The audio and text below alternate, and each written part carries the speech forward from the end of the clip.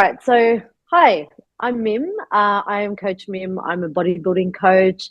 I have my client Taylor here with me, and we're going to go into Taylor's prep. Now, some of you may have seen on Instagram, Taylor competed recently, and she looked phenomenal. And I was super proud of the whole process and how everything went down.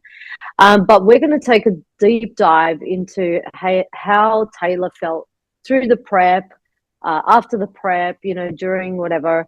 And there's probably going to be a lot to unpack, but we're going to try and, yeah, give you guys a real, thorough rundown as much as possible. So, just to give you guys a little bit about me, I've been a bodybuilding coach for about 6 to 7 years, and I've had many bikini competitors. I started off as a posing coach actually, and now I've handed that job over to someone else. But I train people face to face, and I see my clients who compete, face to face as well. I'm not just online. And everybody knows I'm quite hands on and quite the stage mum as well. So that's a bit about me. But let's introduce Taylor and ask some of these questions. So, firstly, Taylor, tell us a bit about yourself, your name, your age, where you're from, and your physical background. Yeah, definitely. So I'm Taylor. I'm 27. I moved to Sydney almost 5 years ago. I'm originally from Texas, and I started bodybuilding 5 years ago. But before that, I was doing competitive gymnastics pretty much from the time I could walk until I was like 16. At some point you realize you're not going to the Olympics and you kind of back out of that sport a little bit. But yeah, I always kind of had like that hunger to really push myself. So when I left gymnastics, I was kind of on the lookout, going to university. I let like the physical side of things go a little bit. I wasn't so strict or regimented about going to the gym, but I was kind of looking for that next outlet on what I was going to do. And yeah, I just found bodybuilding. Oh, yeah, that gymnastics background is so beneficial for bodybuilding. I find a lot of my gymnastics clients or someone who's done something similar have quite good body awareness. So, it's a phenomenal foundation to have. So, my next question was going to be how'd you get into bodybuilding? You've answered that one, but I guess what I wanted to ask about that is what do you love about bodybuilding? Yeah, there's so much that I love about bodybuilding. I'm definitely a control freak, like in every aspect of the word. So in bodybuilding, that serves me really, really well because there's a lot of control, whether it's your training load or your diet and how you're eating. So there is a lot of different aspects to that that I really enjoy, which is surprising. Some Yeah. people hate that. That's right. Yeah, that's like very strict structure, but also those performance goals are really good as well to have in bodybuilding, and they'll probably come from your gymnastics background as well. Um, so, when you were looking for a coach, what were you looking for exactly when you started searching for a bodybuilding coach? Yeah, definitely. Well, kind of like going back a little bit, my very first coach was the one that got me kind of like into bodybuilding, I would say. She was going to compete and she was like, "Oh, you should consider doing it." And I was like, "There's no chance." Like I didn't consider it at all. I was like, I could never do the food. I could never, diet like that or be so strict. I had never counted calories or macros. I didn't even know what macros were. So I just totally discounted it. And then I ended up going to a different coach and kind of got the same feedback like, hey, you should really consider it. You've got the genetics for it. Like, why don't you just go for it? And it kind of like sparked a fire. And I was thinking, maybe I should consider it. And I thought about like if I didn't do bodybuilding 5 years from now, 10 years from now, 15 years from now, when the window of competing had closed, or wasn't as accessible, would I feel regret? And I definitely thought like I would really regret not just trying it. And if I have the worst experience ever, then I'll just never do it again. You know, it's not something I have to really commit like my entire life to forever. It's just this window, or so I thought. And that's when I was like, okay, I'm gonna get on stage. I don't know how, I don't know when, but I will. And so then I started looking for a specific bodybuilding coach, which is actually really hard to do in Sydney. There Mm, are not a ton of like competition-based bodybuilding coaches, especially for women. You can find, weightlifting coaches that are very knowledgeable about powerlifting or just like making strength goals, but not necessarily like taking you through prep and through competition and then the recovery phase. And you've got to really trust that person too. If you don't trust them and you're in an extreme calorie deficit, it's just a recipe for disaster. Like you're not thinking mm, clearly. You need someone to really like lay out the plan for you, and you've got to follow it 100%. So yeah, I was looking for all of those things, and I found that in you. It's like a unicorn. But yeah, it was like I couldn't have done it without you for sure. I genuinely don't know how people go through prep self-coached. I'm sure it's possible, but for me, there would be absolutely no way. There's just so many factors to prep, whether it's what you're eating, your macros, or how you're timing things, and then all the little things that go along with it, like digestion and sleep and the mm. side effects that you've got to consider. Yeah, like there's so much truth in everything you just said. A lot of firstly, it's true. It is hard to find a bodybuilding coach, particularly one to work with face to face. Um, and I 100% agree. It's like when you're in that low energy availability and thinking clearly and having to think for all the small detail. And that's, I guess, what I do is like, I try and take that complexity out of it, keeping it simple for you, giving you a very simple to execute plan that's going to be effective, and so you're not having to stress over the small things. And I think that's a really big part of it, because a lot of people talk about prep brain, and it's a real thing. I'm in prep now. I'm starting to feel those effects, of prep brain. You get a bit of foggy headed. Yes. You go foggy headed. You just like can't think for a second, what you went to the pantry for. Um, so it's exactly, yeah, everything you just said is very, very true. Uh-huh. Um, so let's dive into the prep. So the reality of prep, what was harder than you expected during prep? I mean, I try and prepare you as much as I can to tell you what it could be, what could happen, but what did you experience that was quite unexpectedly hard? Yeah, definitely. I definitely try to prepare myself mentally, and I listen to like a ton of podcasts of amateurs and pros from different federations and divisions talking about their experience with prep. And so I'd heard all the horror stories. You have people that tell you it is the worst thing ever, you're gonna suffer. And honestly, it wasn't too bad until around like week 7, week 6.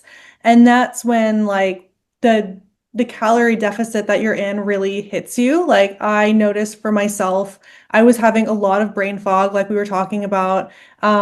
Like I would read things at work and I literally couldn't understand what I was reading. And then like trying to formulate a response to it, I was like, I can't. And I was like trying to put things off, like, can I respond to this in 6 weeks when I'm like off prep? Is that possible? Um, yeah, and I think like the energy aspect of it was really surprising for me. I was really having to be very specific with where my energy was going and how I was timing it around carbs specifically, because if I didn't have the carbs, it was just like challenging, like very, very challenging mentally to keep going. So I was kind of formulating my days in the morning and pairing it with carbs in the morning. And then in the afternoon, trying to just like relax, be a little bit more sedentary, do maybe my walking then and not like having all the heavy cardio or anything like that in the morning.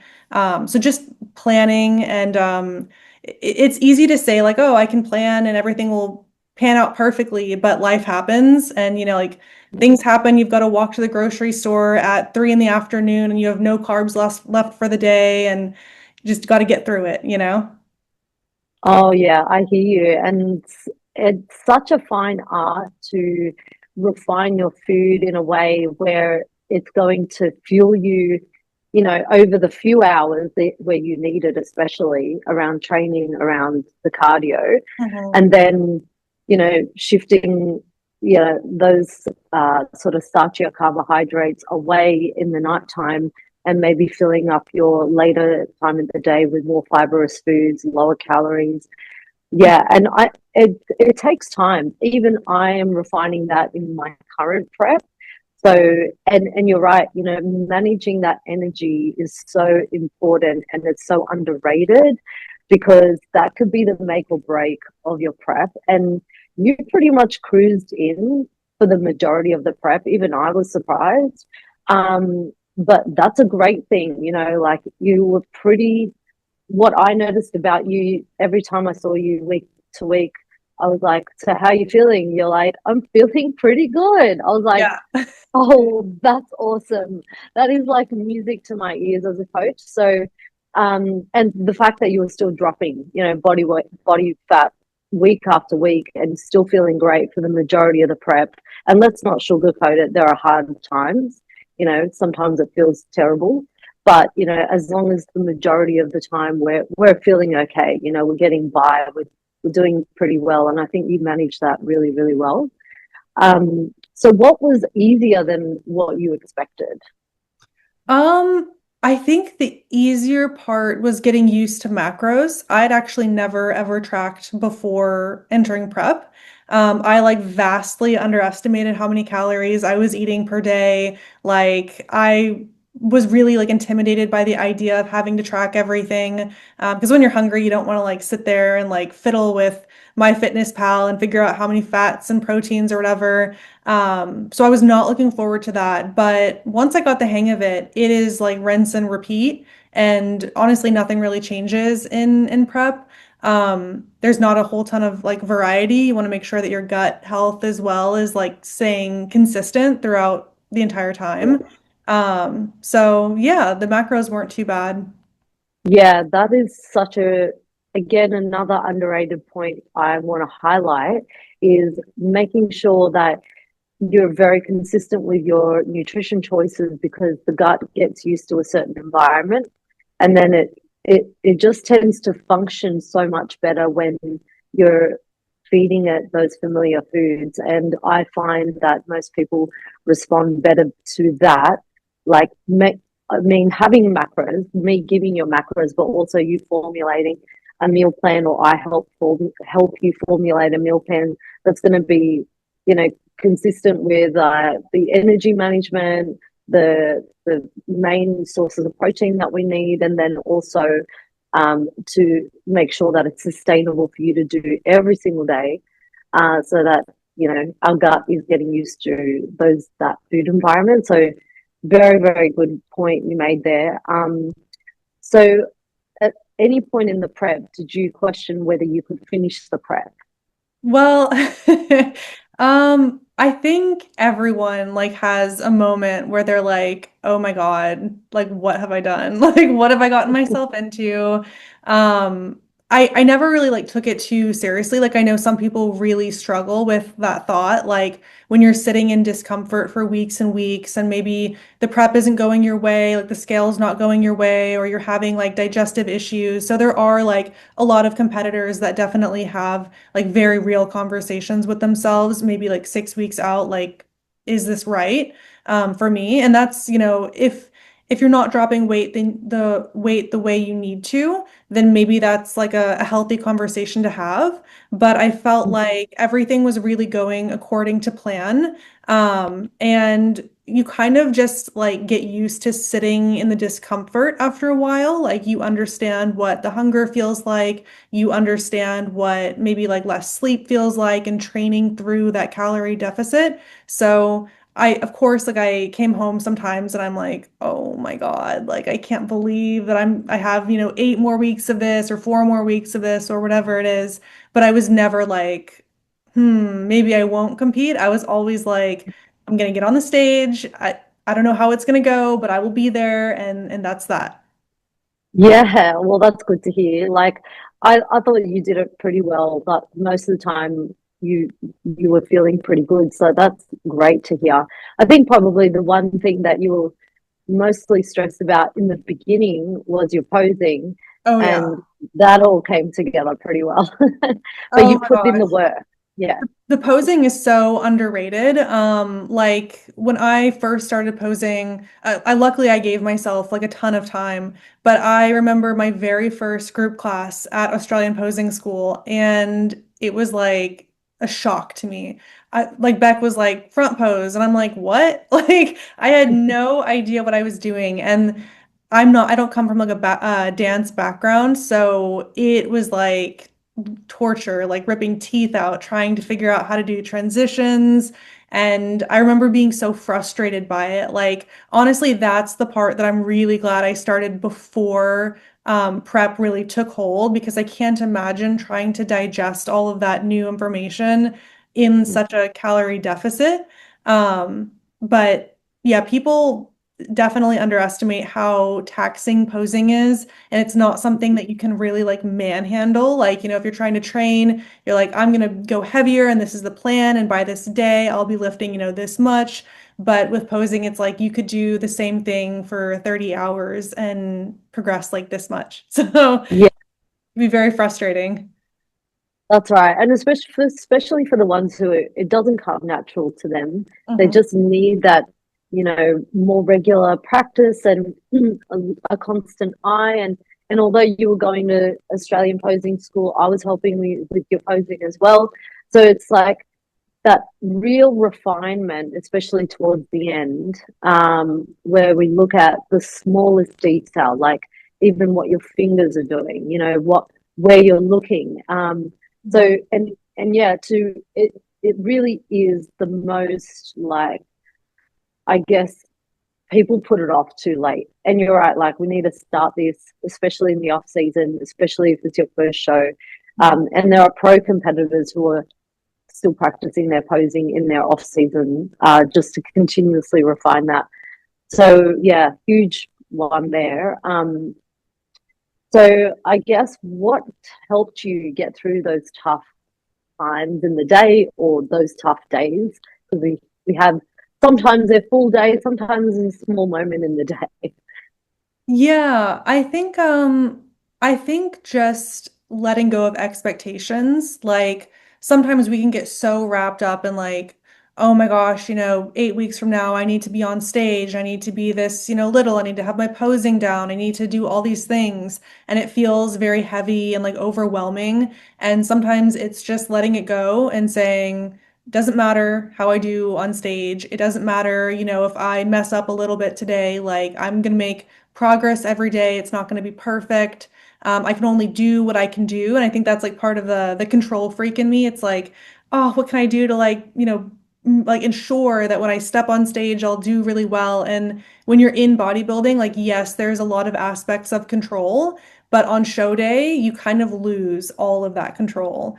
And it's really up to the judges. And the way that you might, place on a Saturday would be different than the next Sunday. It's who shows up. So you've just got to let go of the expectation, and really just try to get through like moment by moment or like one foot in front of the other. That's it. That's all you can do. And as long as you're moving forward and always ticking your boxes in the best way you can, and I know it's not just ticking the box, it's doing it in the best way you can, and you cover those bases, then, you know, that's all you can control. And as coaches, we say this a lot: control the controllable, and that is, practice your posing, do your training, cover off your nutrition. those big ticket items are the things that we say just control those things. And yeah, like you can't control who jumps on stage. You can't control what the judges are going to decide on. So yeah, that's there's no point stressing about that. You're right. So um, and I guess what surprised you most about the process? Um, I think the one thing that really surprised me was the sleep aspect of it. Like my family, my friends, they were all like, "Oh, you're on such a calorie deficit and you're so little, you probably sleep like all the time, right?" And I'm like, "No." Like towards the end of prep, it's like so hard to sleep throughout the night. And I think some of that is like your nervous system being like, oh my God, you're starving, like wake up and go get food. And then there's the other aspect of your bladder is so small now that you have to wake up and pee like once, twice every night, which was not something that I did like before prep. So like having that interrupted sleep for like a few weeks in a row towards the end of it, I was like, oh, this adds like another layer to how exhausted you are. Which I was not like expecting. At first I was like, surely I'll sleep through the night. But yeah, not Yeah. not at the end. Yeah, it's that low energy availability state that we talk about, and it has physiological effects on many different functions of the body, and definitely sleep is one of them. We don't get enough carbohydrates in at night to help us relax and tone down and bring those serotonin levels up. So yeah, it's definitely a thing, and it affects quality sleep definitely. And if you're not waking up to go to the bathroom because your bladder's so small, it's probably affecting how deep your sleep is. Mhm. So yeah, that's a very true statement. Um, all right, let's move on to peak week and show day. Uh, Firstly, how did you feel the week before your show? Yeah, my first show was Gold Coast Season A 2026 with IFBB. And I honestly was so chill. Like I couldn't believe it. I literally was not stressed like at all. Like it almost felt like I was like kind of on holiday and I was just gonna rock up and get my makeup done and go on stage and like whatever. Which is like so not like me. I was like kind of surprising myself. I'm like, am I dissociating? Like what is going on? But Gold Coast, I did the best out of all three of my shows at Gold Coast, so that like relaxed Yeah. feeling, I think, has something to do with it. Yeah, and I guess probably something that nobody knows is that you prepared so well. Like you had an itinerary with everything that's going to go down that week, how like you're going to travel, what you're packing. Like you were super, super prepared, and that I guess helped you relax as well. Like it was you knew exactly what you were doing and you planned it all out. I sent you your peak week food, and sometimes that's hard to do because, like, I'm assessing your physique day to day at that point. And so you managed that really well. Like, it was super adaptable. So, yeah. And even we went on that beautiful walk the morning before show. Like, what a great start to the day that was. I enjoyed it. You enjoyed it. It was amazing. And it Mhm. really showed on stage. Like, you were so relaxed. And I was like, I was the one who was nervous, as always. um, so like I guess now that we're about to step on stage, what was going through your mind just before going up there? Um, I was like laser focused on my posing. Like I was just pumping up, doing like a little posing routine, going back, pumping up, doing a posing routine. Like just extremely focused. Like I feel like I almost dissociated a little bit, like go out there, do what they say, get over with it. So when they actually like when I won like my first category, I literally was like, "What?" Like I can't believe it. And then when the second category came around and I won that, I was like, it's just like in like laser focus mode. Like I still have opens, I've got to focus on opens. Don't even think about these other ones. And then when I won opens, I was like, oh my gosh, what is going on? Like, are they making a mistake? So yeah, it was a really good first show. Like I feel like it really like gave me an idea of what to expect backstage as well, like pumping up, timing of pumping up. And luckily I had done a lot of group classes too, because when you're up there, it can be really overwhelming with all of the lights and they're, saying, turn to the rear and this and that, and you've got girls on both sides of you and you're switching. So being able to do those group classes beforehand, it was a little bit of like muscle memory, like, okay, I'm switching, put my arm up, here we go, turn to the rear, you kind of just have an idea of how the flow is going to be on stage. Yeah, and honestly, watching you from the crowd, you just did it seamlessly. Like you've been up there a million and one times, and it blew me away. And I could see how laser focused you were before you went up there, and we practiced posing a lot. I think backstage the vibe can be quite, at some shows, not all shows, the vibe can be quite intimidating with like people looking at each other, eyeing each other off. But when you are super focused and you're just worrying about pumping up and practicing that posing and having somebody there to film you as well, because just to see and help you visualize what you might look up there will help a lot, Mhm. because sometimes they just don't even have mirrors. So um, that was just phenomenal to watch. I thoroughly enjoyed it, although I was sitting in my seat, shaking my leg, nervous as hell, and chatting with the group chat and telling them how what's going on with our clients. I should tell everybody I have a group chat with all my clients, and I was just frantic because I had no one sitting next to me talking through it, and I couldn't see Taylor between all the divisions she was going on. So anyway, I absolutely loved it. It was amazing. So I guess like you've been on stage now, and it was just one after another, and you took three golds that day, and you came second in the overall, which was again phenomenal. Did the experience live up to your expectations? Oh my gosh, yes.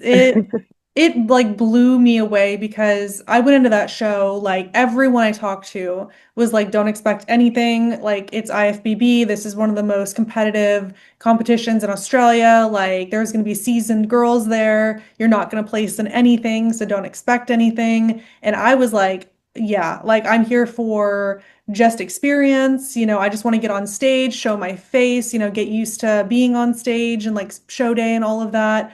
And when I won, I was like, this has to be a mistake because like everyone told me that that does not happen.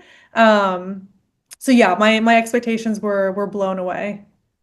Yeah, so good. There was a point I wanted to make about what you just said, like the you don't, because that lack of expectation, I guess, or not having that expectation is actually such a good place to be.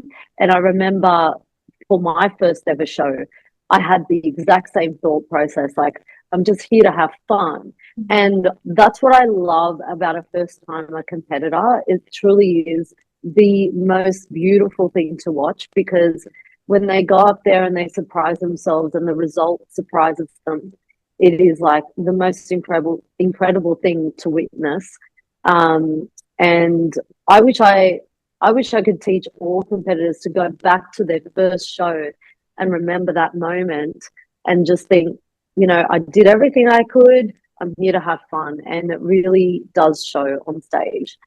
Um, so, what was your proudest moment during the whole journey up until that stage show?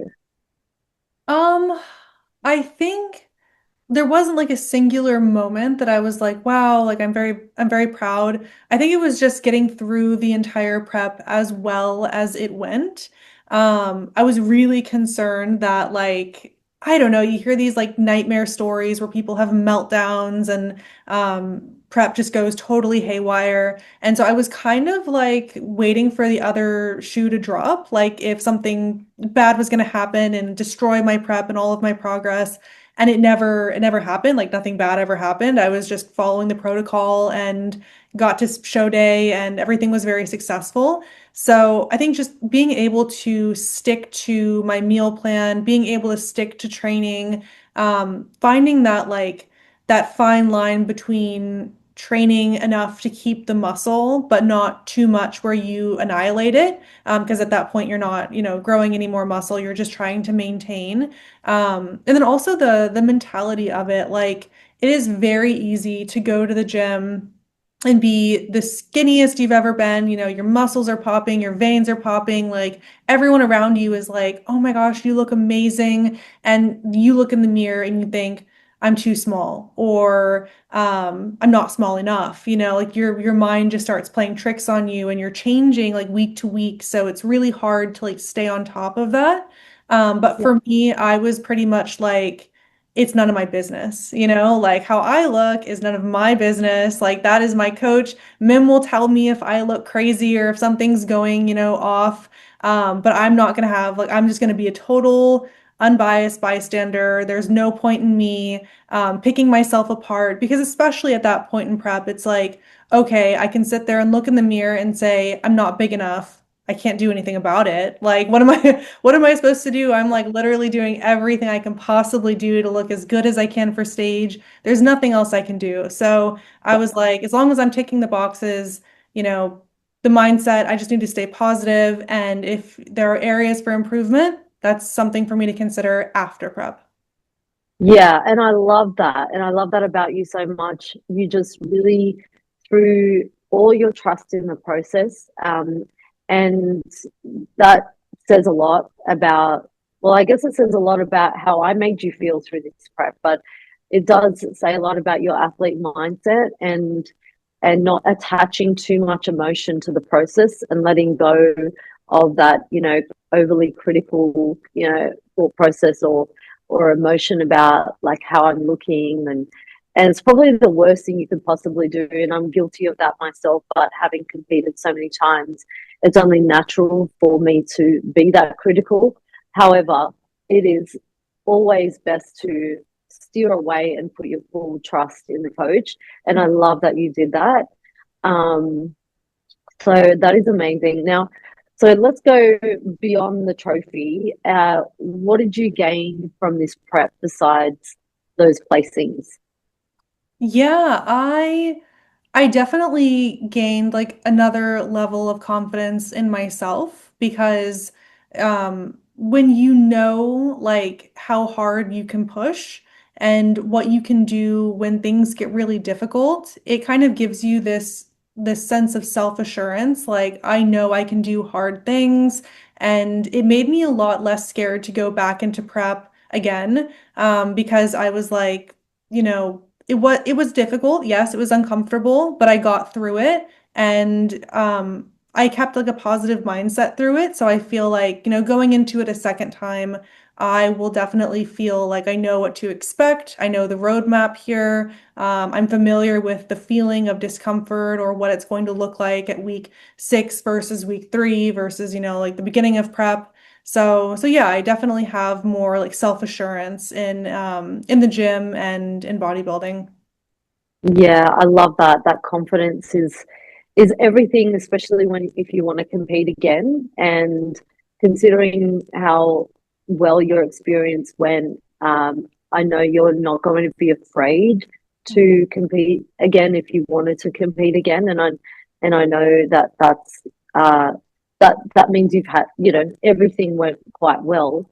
And I guess what did you learn about yourself through competing? Yeah, I am a lot more capable than I thought I was. I was very concerned because typically, like, I'm a little bit like if something sets me off, I can let it like kind of ruin my whole day. Like if my spoon falls out of my yogurt flies around the room, and I'm just like, oh my gosh, that's so annoying. And for the rest of the day, I'm kind of like irritated. And I was worried that when I went on prep, that like irritation would be exasperated and that I would just be like irritated all the time and in a bad mood. And it was actually kind of the opposite. Like I didn't have enough energy to be irritated about about things. So I was like nothing could really bother me. Like it would have to be something exponential to like really irk me. And so that gave me like, a little bit more confidence, like, okay, I'm very capable. I might just be babying myself about like the small things when I'm naturally like eating, in a surplus or maintenance. And we think that we can't do hard things when we're in a deficit, but we actually can. Yeah, I love that. It's a build up of resilience Mhm. and like energy, back to the energy management point, because it's like, oh wait, what a waste of time to get mad about something that Yeah. that's already happened. That is a waste of energy. Yeah, it'll be like So 5 hours later and I'll be like, oh my gosh, like, that's the yogurt. yeah, that's so funny. That's awesome. Um, so what skills and habits have you taken away from competing that you're still using till now? Yeah, I think with food, like I've carried a lot of it over into the recovery phase, still tracking, meal prepping, or at least like having an idea of what I'm going to eat the next day. Like, there's not a huge variety. Of course, there's more opportunities to go out to eat on the weekends or flexibility here and there. But I'm still trying to keep like the same, major carbohydrates or major protein sources day to day. And I'm happy with it, like some people, this sounds like a nightmare. They're like, you're eating chicken and sweet potato every day. Like that sounds like jail, but I love it, it's what I'm Yeah. used to and I like it. Yeah, it's definitely good to have that structure, and even if you're not competing and you're just, wanting to eat well, Mhm. it's a skill you can gain by having that structure and eating your quality food. Like it just comes down to quality food. And yes, in bodybuilding we take it to slight extremes with, going low in energy deficit, but you're right. Like those skills are quite important to have day to day. And I think I'll add one other thing to that, because you're super organized. I think I think you had that organization skill beforehand Mhm. and managing your diary really well. And you use that in the prep. I saw that in you, and I feel like if you don't have that skill, you're almost forced to, do it that way. And then you can carry those skills over for the rest of your life, really. Management of time, and it's a it's such a small thing, but it makes all the difference, right? Yeah, definitely. And like I found that in prep, you have so many different meals that you've got to plan them very specifically because if you have, 5 meals and you eat 4 of them before noon, well, Yeah. then the last half of your day is not going to be very good. And That's then right. planning it around training and all of that. So yeah, naturally, like I love that kind of stuff. My calendar is always like, it's not in the calendar, I'm not doing it. So Yeah. meals planned out and everything. Oh, that's awesome. I love that. All right. So I guess let's tell some of the competitors or the ones who are potentially thinking about competing, um, about like competing for another show, I guess, or for the first time. If someone has competed before and had a bad experience, what would you tell them? Oh, unfortunately, I feel like there are a lot of competitors that have bad experiences, whether it's from prep, whether it's from the show itself. It's just a reality of the sport. And my question to them would be, why are you doing it? Something that I've noticed is the people that really thrive in bodybuilding and love it and stay with it for many years are the people that are doing it for a deeper reason. You have to really love training. You have to really love the nutritional aspect of it. It can't just be for, Instagram or for the attention or just being on stage. Some people see the glitz and the glam of the bikini and the makeup and the hair, and that's only one day. And if you're competing, for like 4 shows in one season, that's 4 days in probably a year and a half. You're not constantly on stage. So maybe ask yourself, why are you doing it? And if it's for a deeper reason and you really want to pursue it, then give it a go. I think what really helped me and made a huge difference in my experience is that I invested in the areas that allowed me to succeed.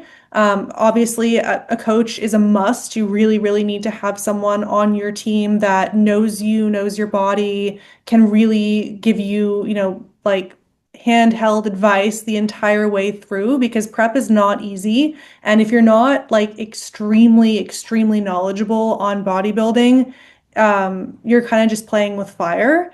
And then also posing, like, don't try to just do it all yourself. Like, find someone who's knowledgeable about your division, your federation that can help you through it. Yeah, and just having a support system. Yes. Oh, that's a big one. Even that last one.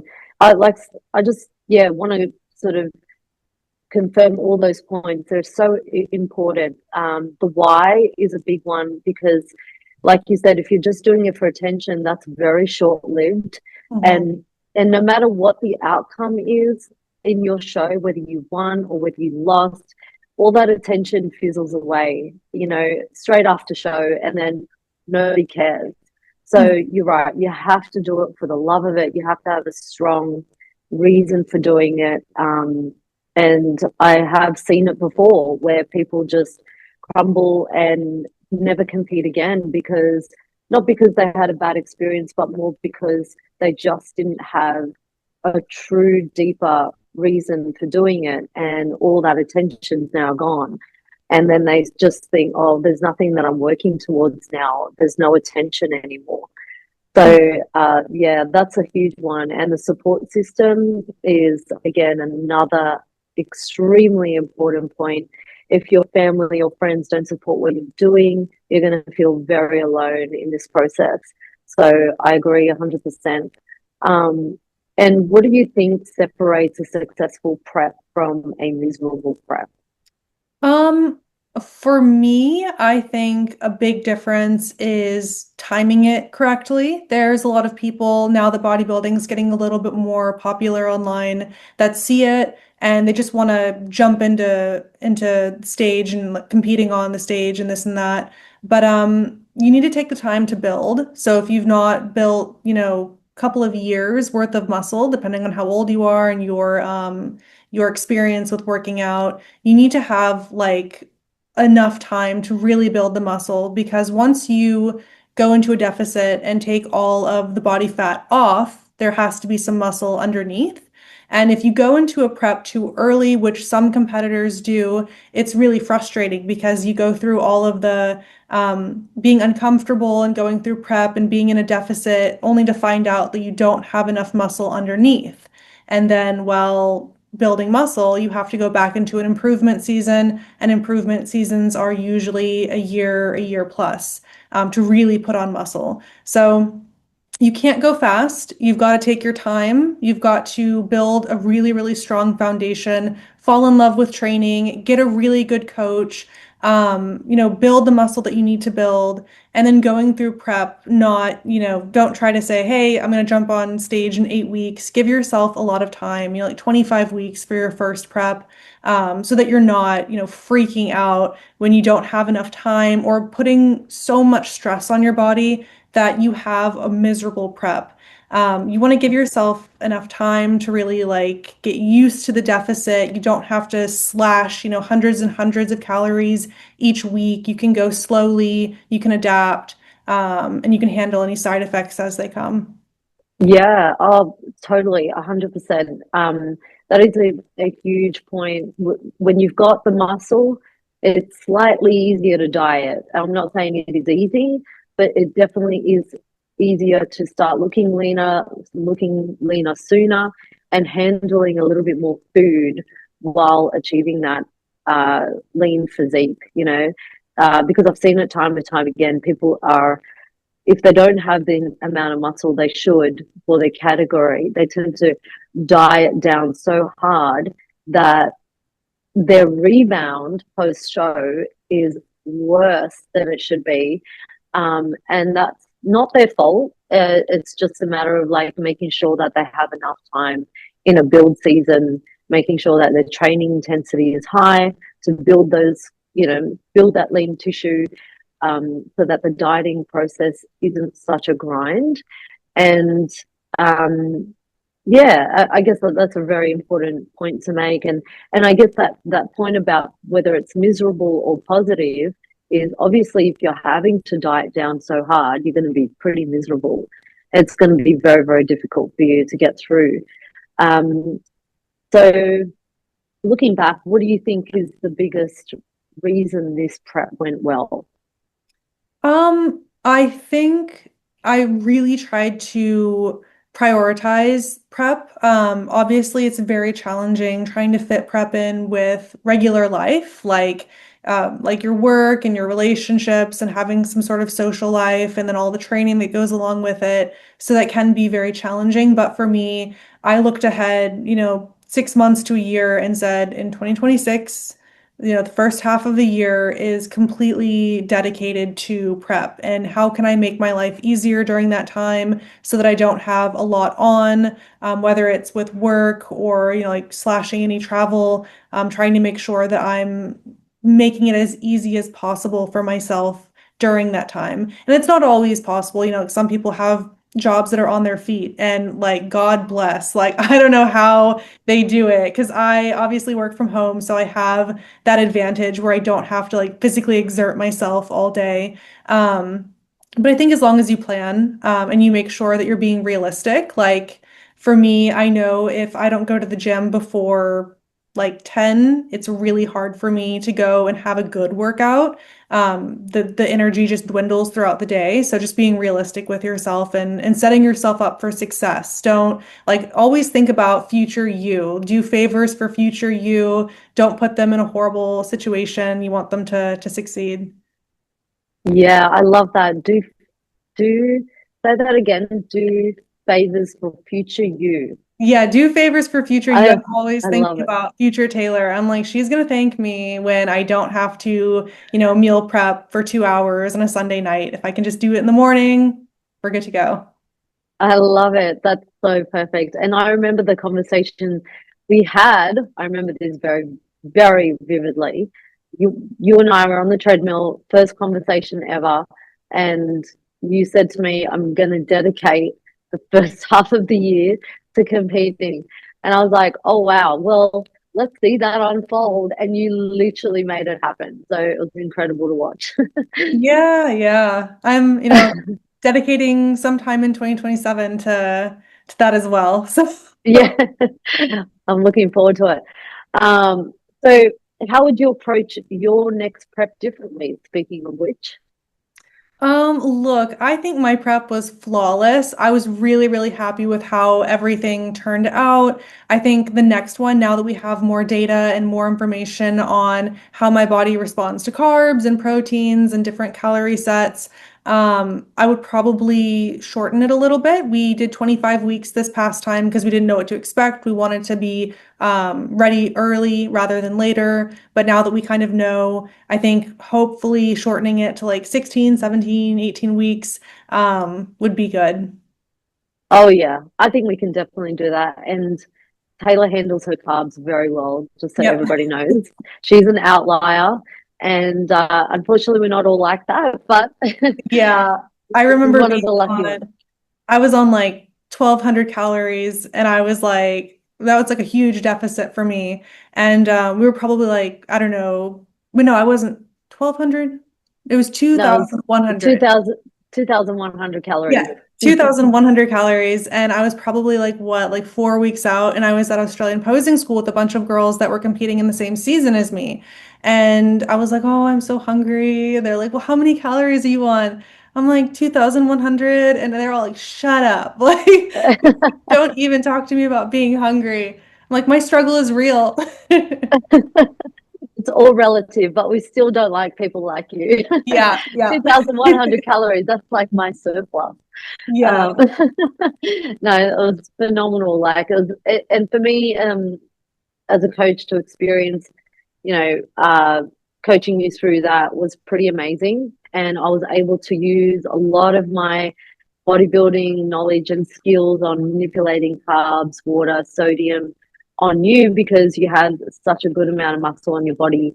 And it was incredible to see the changes when we implemented some of those protocols. So it was fun for me as a coach, but also great for you because you ended up like with 380 carbs in peak week, which is incredible. Mhm. Um, so that's awesome. So let's wrap it up and ask you. Obviously, you would do it again because we're planning on doing it again. But if somebody's on the fence about competing, what would you tell them? Um, I would love to be the person that's like, just do it, like you can do it. But I want to make sure that when people go into bodybuilding, they're doing it for the right reasons and that it's a good fit for them. And I think everyone has the capacity to do really well in bodybuilding. It's just setting yourself up for success. So making sure that you have the background in training, you have invested in a coach that you really, really trust. And also when it comes to the food side of it, if you have like a background with eating disorders or you're currently going through one, you want to make sure that you're really cognizant of that because it can be like playing with fire with all the calorie talk and the macros and going into a deficit and like coming out of a deficit is its own struggle in and of itself. So just make sure if you're interested in bodybuilding, be really realistic with yourself, set yourself up for success, and make sure that you're doing it the healthy way. Oh, for sure. And just making sure you had those foundations, nutritional literacy and spending time in that build and all those things. You're right. It's just the eating disorders. Sadly, I hear still to this day that happens, and the reverse can be disastrous. Or Mhm. your reverse, I guess that's probably a conversation for another day. But I'll just tell everybody your reverse went amazing. But it can be pretty terrible for some people. So Mhm. yeah, that preparation is very important. And last question, in one sentence, how would you describe your first contest prep experience? Ooh, one sentence. That's tough. I would say I'll do it in one word. Because a sentence might be too long, but Oh, I would say capable. I'm capable of getting through prep, capable of getting on stage, and that was definitely something a year ago. I didn't know if I could, every day I was like really thinking, can I do this? Can I do this? I think I can, and I proved myself right, and it's really given me like a resilience that I'm going to bring into to 2027. oh yeah, you're certainly capable. You executed so well. I like it was amazing to watch. I love that. Capable is a brilliant one because I did have a client who also wasn't she'd never followed through with anything and she did it and she realized she was capable. So I love that so much. That is awesome. Definitely. Well, Well, that wraps. I couldn't have done it without you for sure. Oh, Mim is the best if you are in Sydney and you're looking for the best bodybuilding coach. Here she is. You found her. I appreciate that. And I'm only as good as my athletes are, and you are amazing. And if anybody wants to check out what we did in that last season and some of my other clients and competitors, check it out on Instagram, Mimlift Physique. I think that's my Instagram name. Yeah. But yeah, that was so awesome, and I hope everybody enjoyed that insight because sometimes you're not sure if you want to compete, and I think that we hope that we shared that experience quite well, and maybe we can do another one soon. Yes, definitely. I'm already looking at bikini colors. Love it. Can't wait. Awesome. All right. Thanks, Awesome. everyone. Thanks, everyone.